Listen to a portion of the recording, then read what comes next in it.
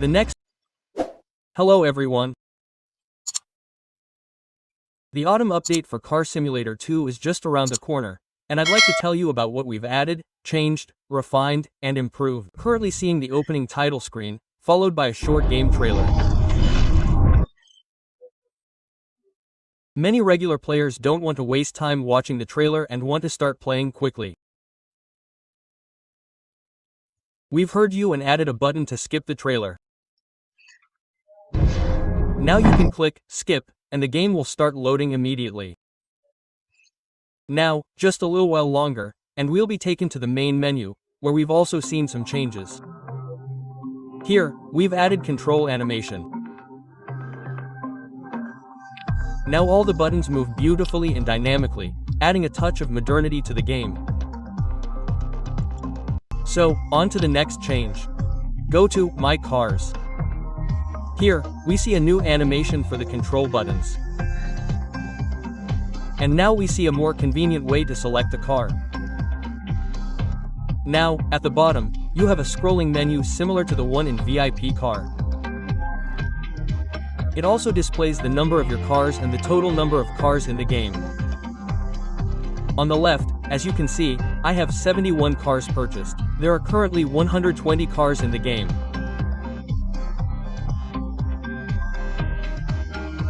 Also, if you want to inspect your car, you simply start rotating the camera, and all the control buttons are hidden so you can examine it more closely and in detail.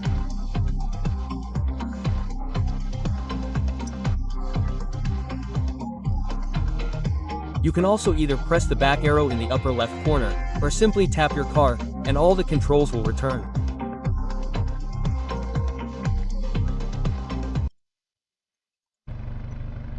For the next feature, I had to move a little to a different corner. We're currently inside the car, and there's no visible tint.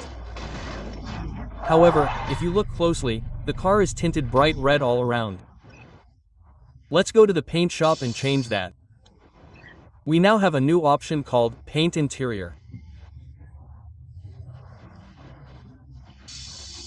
In this case, if you select it and apply any tint and paint the car's windows, the interior windows will also be tinted, and you'll see the tint both on the outside and inside of your car.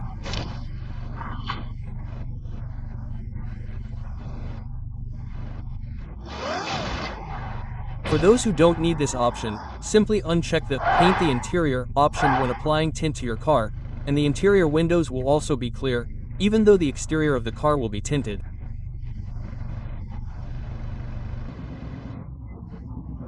The next big change is the addition of a new mission to the game and new pop-up windows for starting missions.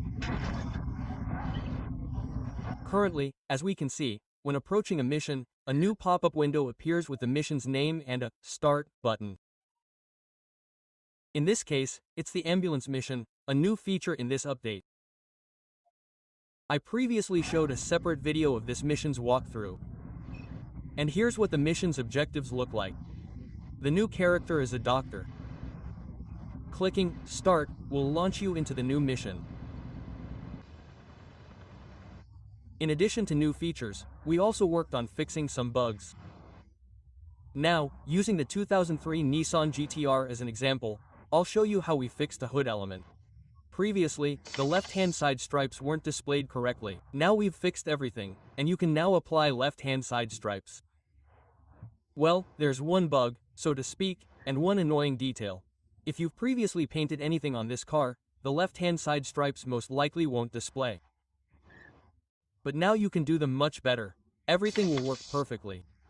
In addition to the 2003 GT-R, we've fixed several other cars. We added interior lighting to the Mercedes C63. We also added interior lighting to the 2007 Toyota Camry Land Cruiser, and we separated the headlights on the BMW F90 M5. Now, the angel eyes, resembling the side lights, will be separately illuminated. The next new feature concerns the car's appearance. We've added 3 new spoilers. I'll show you one of them now. This spoiler fits all other Audi station wagons. Previously, no spoiler could be installed on the Audi 6 rupees, but now we've added several types of spoilers that can be installed on this body style and station wagons. They also allow you to open the trunk, which means you can complete missions related to loading items. As for the new spoilers, we've added 3 of them, and you can get them for a donation. Let me also show you the next new feature. When accelerating, the camera moves away from the car, and now, when braking hard, it creates the effect of the camera hitting the car, creating additional driving dynamics and giving you a better feel for the car. Also, when accelerating from the third view, when you were behind the car, the camera moves away, creating acceleration. And now, when exiting the car, the camera moves away slightly, creating an additional effect of speed and allowing you to better feel the car.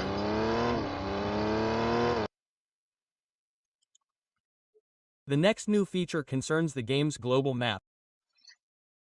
As you can see, the left menu has changed.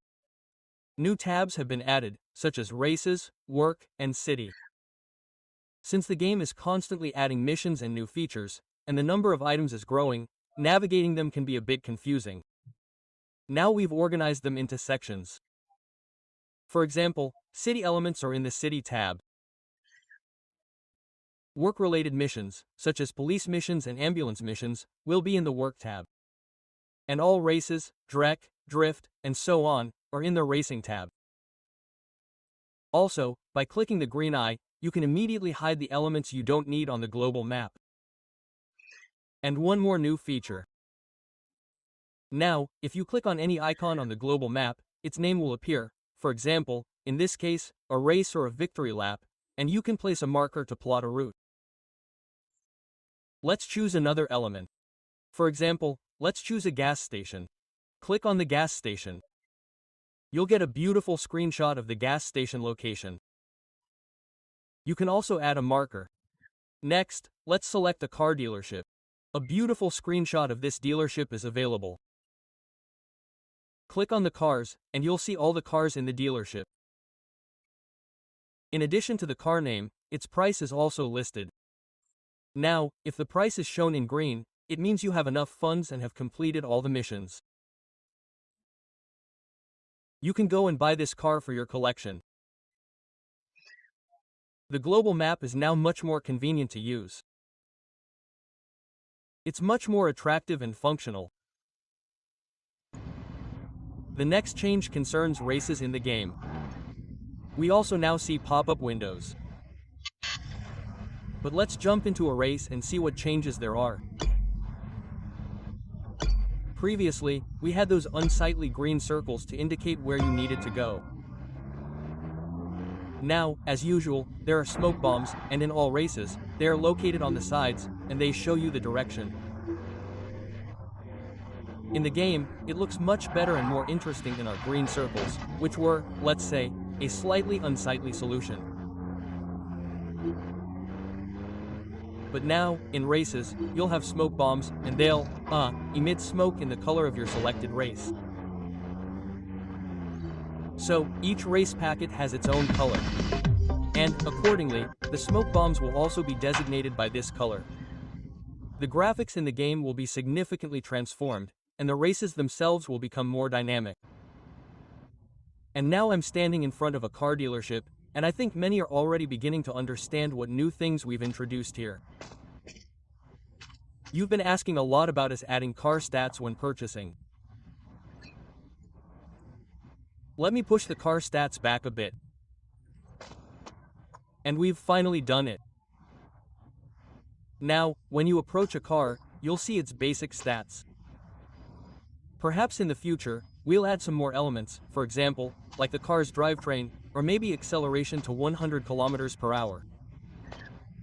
But now it's much easier to choose a car.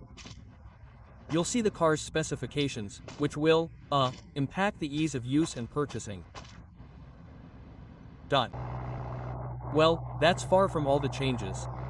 We've also optimized the game, adjusted curbs. Now the car doesn't start swaying when hitting a sidewalk. Another example is our BMW. We've added interior lighting. All the elements glow. We've also added daytime running lights. The parking lights and tail lights are also separately illuminated, making nighttime driving more enjoyable. And you'll be able to see all the other changes in the game.